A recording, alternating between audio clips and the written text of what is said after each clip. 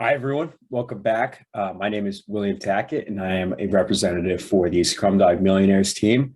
Hopefully, you've had a chance to look at the quick demonstration of our system, and you are now here to have a better understanding of how actually each user story works. So in this much more in-depth instructional video, we'll go piece by piece through the user stories and looking into how exactly to operate the system and also some of the functionality behind the hood so you can get an understanding of how the system actually works. So let's first look at how to submit a claim from the faculty's point of view. We'll start from the user dashboard. Now we'll go up here to the 9 dots and we'll look up EL courses. We'll click at the first pop-up that pops up.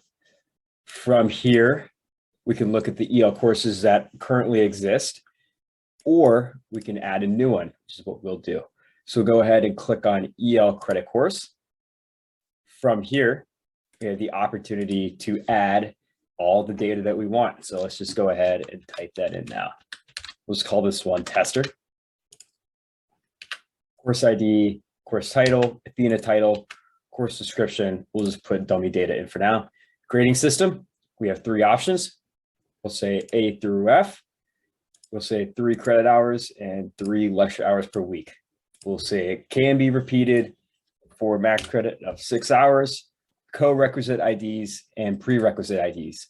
Now I have the opportunity to select among courses that already exist in the system. If they don't exist, I'll have to create them and approve them. So just go ahead and click on some there. We'll just say it's a seminar every year. We'll just put some dummy data in here. Start term, this is a pick list till the rest of the 2020s. We'll just say fall 2022 for now. Now for college, they don't immediately pop up. However, you can look for them. So let's say I'm trying to add this to the School of Management. What I'll do is I'll type in business for college. And if I'm looking for departments, I'll look up management, it pops up, perfect. Now the status field is automatically set to draft and it is read-only. So when I first create the EL course object, as I will do right now, you'll see that the status is automatically set to draft. This allows us to then submit it into the approval process where it'll change to in progress. And here's a look at our approval process. Feel free to pause the video and get a better understanding of it if you'd like.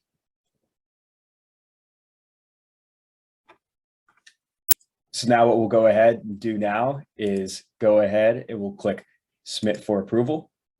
We now have opportunities to add comments. I'm not going to add any for the moment being. And now it's submitted.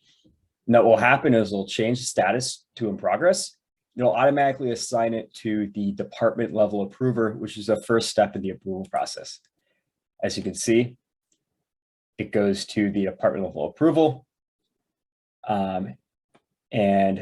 You can see that as soon as we get submitted, the status is updated to in progress.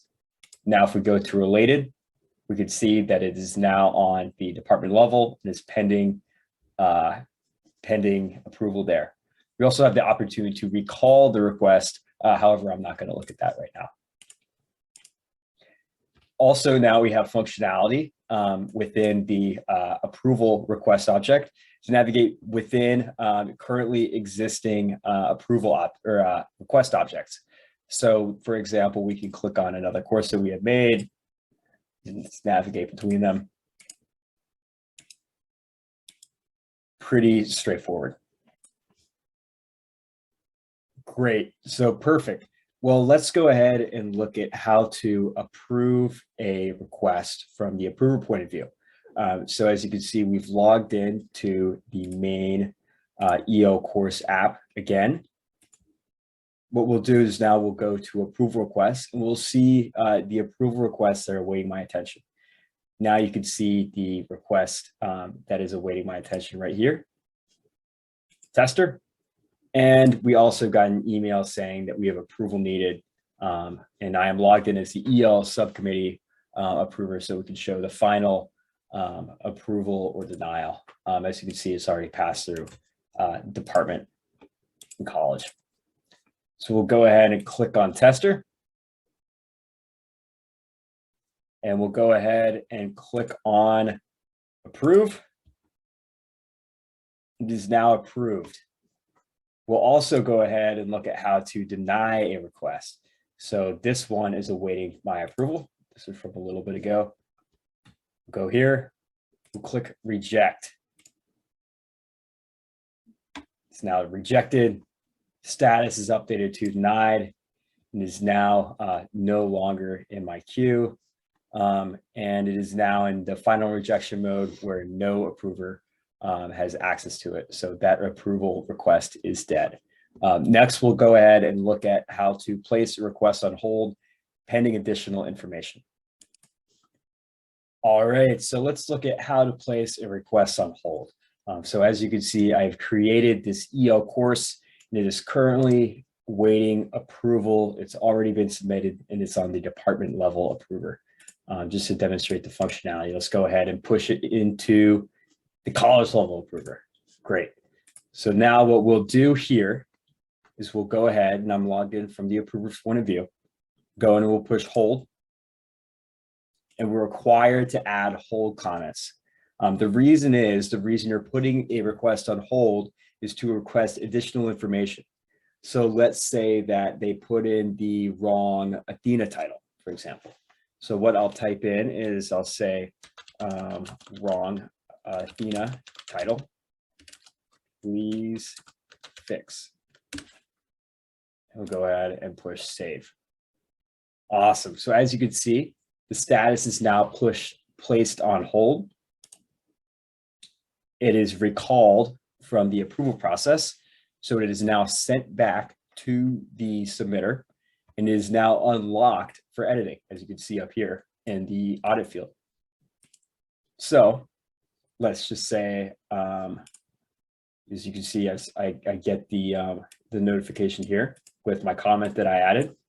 So now let's say, okay, I'm trying to make that edit and I want to resubmit it. So I'm going to make that edit, say, oh, we accidentally, it was 24. I already have one. Let's say 29. Great.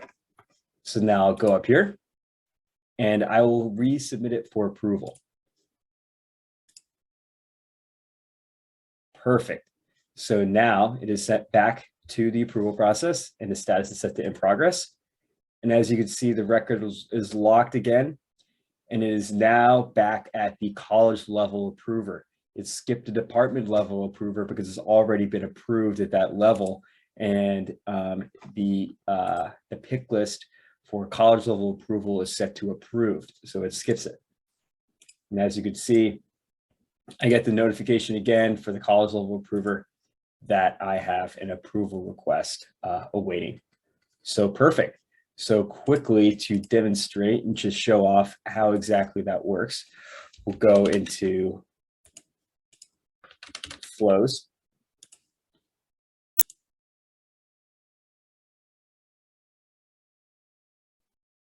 It is called hold flow.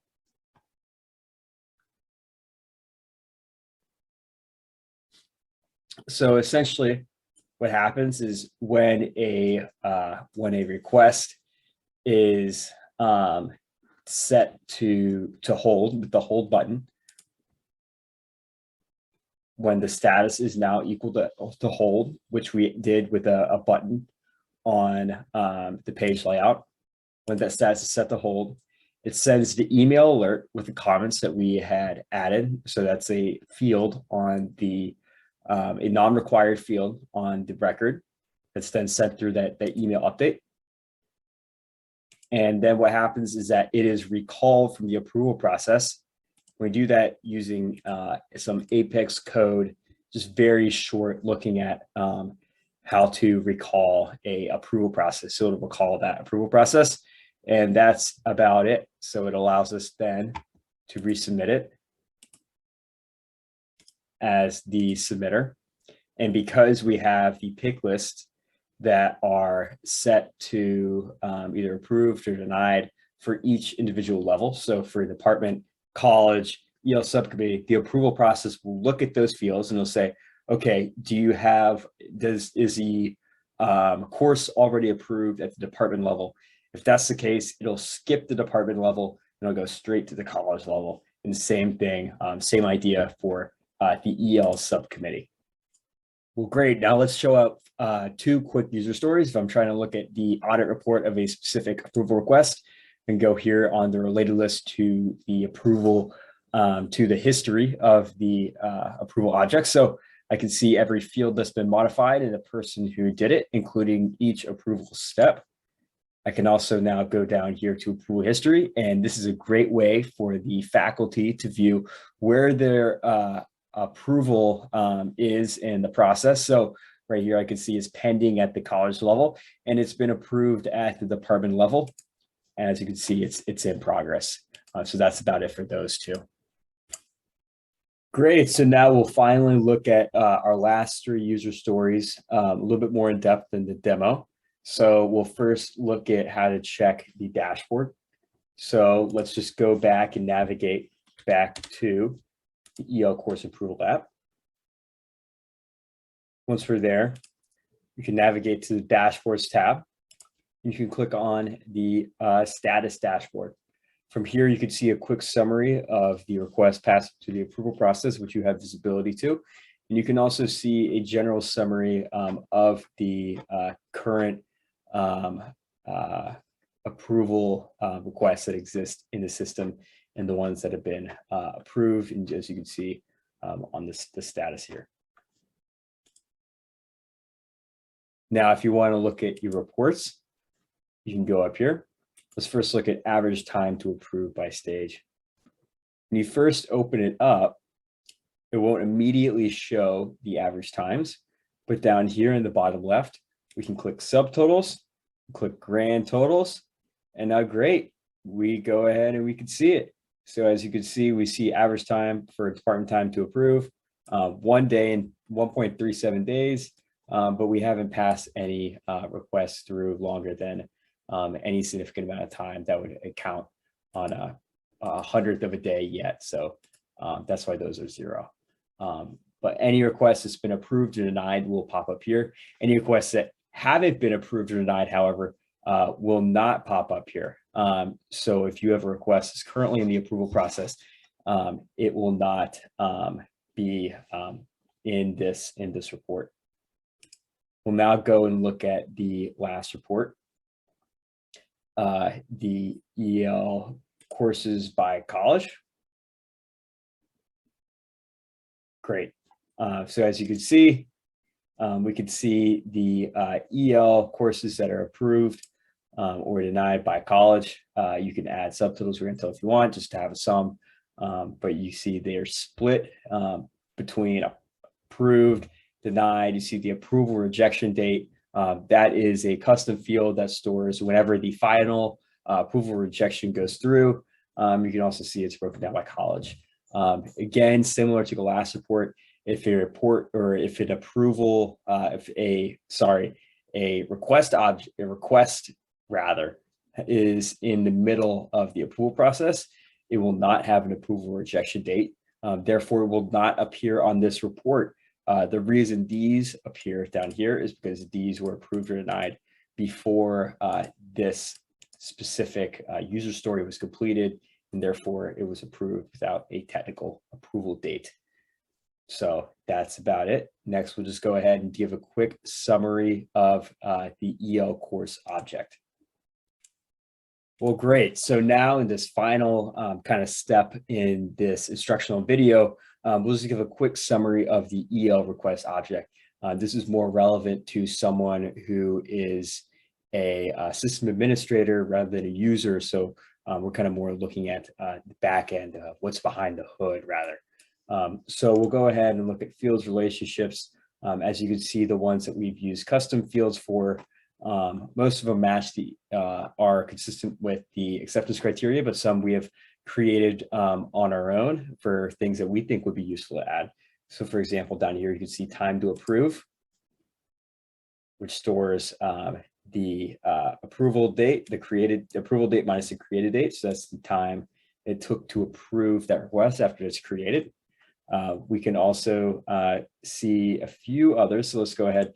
EL subcommittee time to approve. We have one for each level. So as you can see, the formula there, EL subcommittee approval date minus the college approval date. So it's the amount of time that it has been in that specific step in the approval process. And we'll just look at the dates. So basically, this is a date field that is stored. And when the approval process gets approved by the college level approver, it stores that date time as the college approval date, for example. We also have a couple of page layouts, and these are consistent with the record types. Because you can see EL credit course, EL activity. For this project, we only create EL credit course. So the functionality is currently only there for EL credit course. So make sure to keep that in mind. But as you can see, we can go to page layouts, look at EL credit course layout. And on here, you can see we have status set to read only. That is very important. We also have down here these department time to approve, college time to approve, EL subcommittee time to approve. Those are important. They remain on read only because we don't want someone editing some of those kind of the backend tracker fields, because it's an important from an auditability kind of sense that we have integrity in those fields that allow us to have an understanding of where our approval process is currently. We also have EL course history and approval history. So that's about it.